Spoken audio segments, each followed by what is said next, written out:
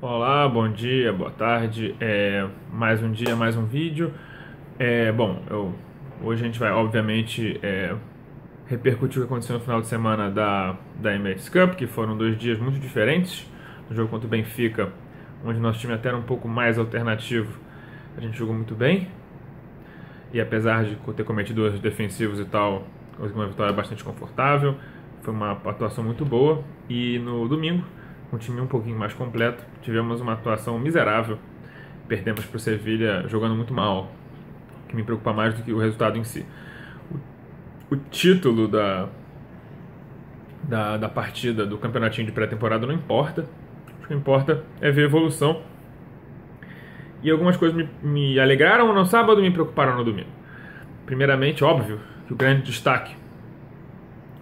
destaques do jogo de sábado foram o Kolasinac e o Reiss Nelson, apesar do Reiss Nelson ser um menino de 17 anos, que eu não imagino que deva ser incorporado ao elenco titular, mesmo com isso tudo, porque acho que num jogo sério de Premier League, mesmo jogando de ala, ele teria sua total falta de capacidade defensiva muito exposta. Ele não joga naquela posição, ele joga de número 10 na base.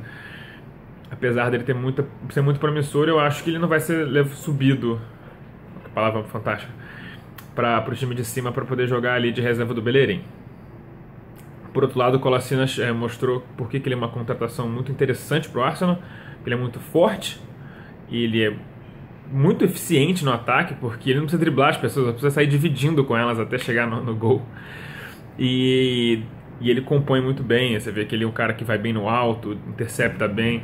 Ele junto do Monreal, que eu imagino que deva ser o zagueiro pela esquerda ali, vai criar um sistema muito efetivo de proteção à defesa. Eu acho que a nossa defesa vai melhorar quando o Monreal e o Kolasinac começarem a jogar juntos ali naquele setup ali na defesa. Dito isso, o Walcott fez gols e tal, o Giroud jogou bem, mas enfim, isso não é o mais importante. Acho que o time parecia mais... Ele funcionou porque os alas funcionaram. E aí no domingo que a gente viu foi um time que não funcionou porque os alas não funcionaram. O Bellerin bastante fora de forma, eu acho que não é uma coisa para se preocupar, porque obviamente tinha 4 ou 5 dias de treino, e enfim, estava fora de forma, tudo bem. O Ox, você vê que jogou muito bem na direita no segundo tempo, mas aí entrou o Coimbra mal, que é fraquinho. Eu acho que a gente precisaria emprestá-lo, se quiser usar no futuro, ou até mesmo vender logo e lucrar, porque a gente investiu 40 mil libras nele, provavelmente conseguiria uns 2 ou 3 milhões hoje pelo jogador. Então talvez seja a hora de, que compôs bem, supervalorizamos o menino, vamos vendê-lo. Talvez fosse interessante. E outra coisa que me preocupou muito no domingo foi o Aaron Ramsey, que muita gente falou assim, o Ozil jogou muito mal. O Ozil jogou muito mal, completamente desinteressado, tudo que a gente já sabe. Mas uma coisa que me assustou foi o posicionamento dos dois. Você via que o Ozil ele ficava muito recuado e tipo tentando fazer a bola rodar, e o Ramsey ficava enfiado dentro da área como se fosse centroavante.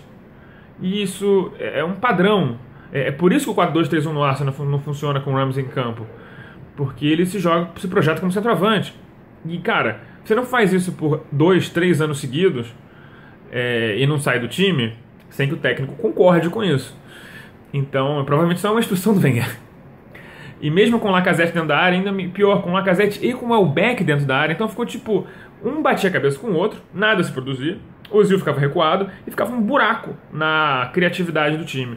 Eu fiquei muito preocupado com isso, porque eu esperava que com a chegada do Lacazette e com a introdução do 3-4-3, onde o Ozil acaba jogando mais próximo do centroavante, isso fosse acabar. Ele fosse, não, Ramsey, sobe na área só pontualmente e tal, você tem outras funções importantes no time, mas não, parece que o 3-4-3 deu total liberdade para um problema do Arsenal, que era crônico, se tornar um problema absurdo.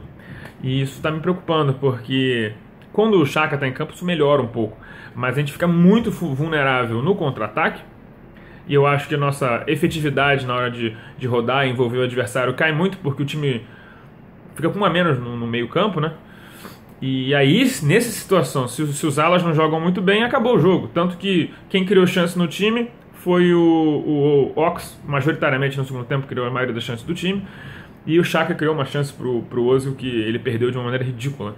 Ele deu uma cavadinha por cima, o Ozil, que é o cara, tem um puta toque e tal, e deixou a bola passar de uma maneira bem feia no final do jogo, mas isso não vem ao caso exatamente.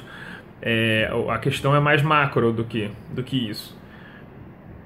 Essa questão tática me preocupa muito, porque a gente vê um problema e o problema sendo agravado por um sistema tático no qual o Wenger nem confia muito.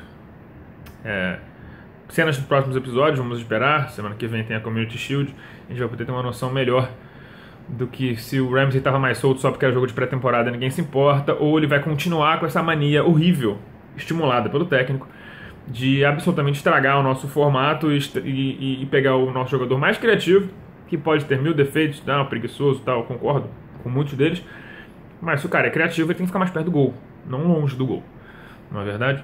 Então, até quarta-feira, quando tem alguns assuntos extra-campo para falar.